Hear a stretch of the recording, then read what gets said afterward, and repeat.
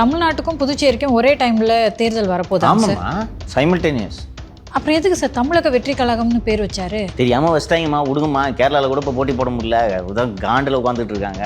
அகில இந்திய தமிழக வெற்றி கழகம் சரியா இருக்கா சார்? அகில இந்தியா அப்புறம் என்ன தமிழக? இப்படி ஒரு லாஜிக் பிரச்சனை வரா மாதிரி வேற ஆல்ரெடி கட்சிக்கு தப்பா பேர் வச்சிருக்காங்களே சார். இதிலேயே முதல் கோணல் முற்றும் கோணல் என்பது போல வெற்றி கழகத்துக்கு இக்கு வருமா வராதுன்ட்டு அது ஒரு பஞ்சாயத்து ஆரம்பிச்சிங்க, ஞாபகம் இருக்கா?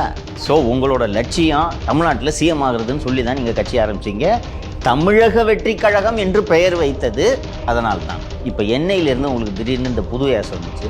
ஆதவ் சொன்ன அன்னைக்கு இருந்து. ஆமாம், வேற ஒன்றும் இல்லை ரீசன்னு. கடந்த ஒரு மாதங்களாவே சொல்லி ஊதிருப்பாங்க.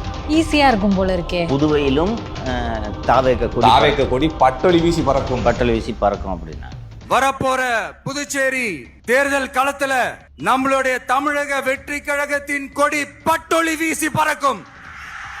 அப்போ நீ பாண்டிச்சேரிக்காரன் இருந்தா தமிழகத்தை வெற்றி பெற வைக்கிற ஒரு கழகத்துக்கு நீ ஏன்பா ஓட்டு போட போற? புதுவை வெற்றி கழகம் வையே, நான் போடுறேன். நினைப்போமா நினைக்க மாட்டோமா யாரா இருந்தாலும்?